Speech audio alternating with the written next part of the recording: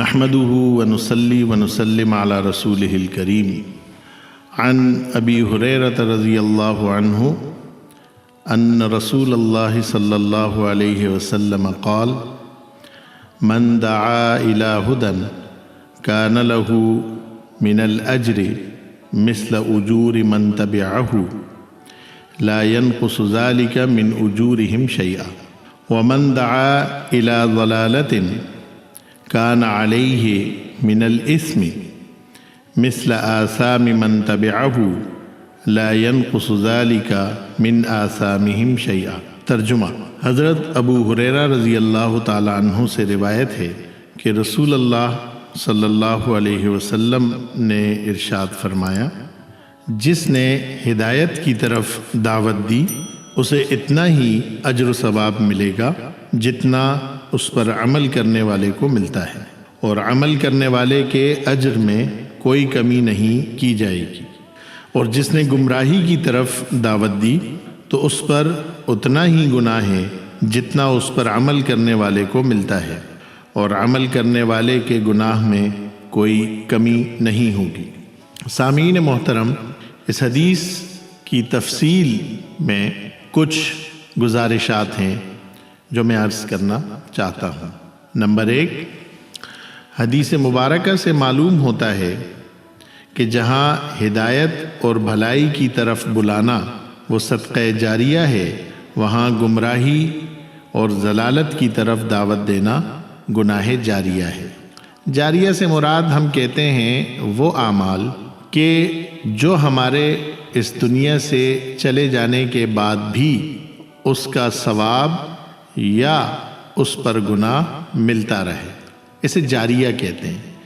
تو اگر یہ جاری رہنے والے اعمال اچھے ہیں تو صدقہ جاریہ ہے، اور اگر یہ اعمال برے ہیں تو گناہ جاریہ ہے۔ گناہ جاریہ ہمارے عرف میں متعارف نہیں ہے، صدقہ جاریہ متعارف ہے۔ یعنی اگر بھلائی اور خیر کی دلالت پر مستقل ثواب کا وعدہ ہے تو وہاں برائی اور شر کی دعوت پر مستقل خسارے کی وعید بھی موجود ہے۔ تو یہ حدیث وعد و وعید سے متعلق ہوئی۔ اس سے معلوم ہوتا ہے کہ معاملہ دینی ہو یا دنیاوی، گفتگو کرتے وقت بے حد احتیاط سے کام لینا چاہیے۔ خصوصاً ایک معلم کی ذمہ داری اس حدیث کی روشنی میں زیادہ معلوم ہوتی ہے، کیونکہ اس کے ہاتھوں میں پوری قوم اور ملک کا مستقبل ہوتا ہے، اور وہ معلم ایک بچے کے لیے جہاں راہبر ہوتا ہے وہیں اس کے لیے ایک رول ماڈل بھی ہوتا ہے۔ چونکہ ایک بچہ اپنے استاد سے بہت کچھ سیکھ رہا ہوتا ہے، بات کیسے کرنی ہے، انٹریکٹ کیسے کرنا ہے، جواب کیسے دینا ہے، مسائل کو کیسے سننا ہے، سوشلی کیسے آگے بڑھنا ہے، معاشرے کی سطح پر، گھر کے فرد کی حیثیت، دوستوں میں، ملک کے ایک اثاثے کی حیثیت، ان تمام چیزوں میں وہ اپنے استاد کو دیکھ رہا ہوتا ہے۔ یہاں تک کہ وہ یہ بھی دیکھ رہا ہوتا ہے کہ لباس کون سا پہنا جاتا ہے، لباس کیسا پہنا جاتا ہے۔ تو جو رول ماڈل ہوگا، وہ جو پرفارم کرے گا، یہ بچہ مستقبل میں ویسا ہی کرے گا۔ تو اگر اس کا رول ماڈل اچھا تھا تو اس کی پرفارمنس پر اس کے رول ماڈل کو بھی ثواب ملتا رہے گا، اور اگر وہ برا تھا اور وہ سبب بنا بچے میں کوئی غلط چیز انکلکیٹ کرنے کے لیے، تو اس کا برابر گناہ اسے ملتا رہے گا۔ اور اللہ تبارک و تعالیٰ نے وعدے میں جہاں ثواب کا وعدہ کیا تو یہ ارشاد فرمایا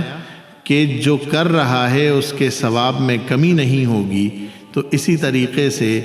جس سے گناہ جاریہ کا ذکر ہوا تو وہاں یہ ارشاد فرمایا کہ جس نے اس کی بنیاد ڈالی تو کرنے والے کو الگ، اور جس کی وجہ سے ہو رہا ہے اسے الگ اس کا گناہ ملتا رہے گا۔ سامعین، دنیاوی اعتبار سے جو آج کل نت نئے خیالات انسان کے ذہن میں آ رہے ہیں اگرچہ وہ نئے ہیں، تاہم یہ سوچنے کی ضرورت ہے کہ اگر وہ اللہ اور اس کے رسول کی تعلیمات سے متصادم ہیں تو قیامت تک اس کے موجد اور متعارف کروانے والے کو گناہ ہوگا۔ یہ پروڈکشن کا عمل بھی اسی پر بیس کرتا ہے، اور تعلیم و تعلم اور تدریس کا عمل بھی اسی پر بیس کرتا ہے۔ ایک واعظ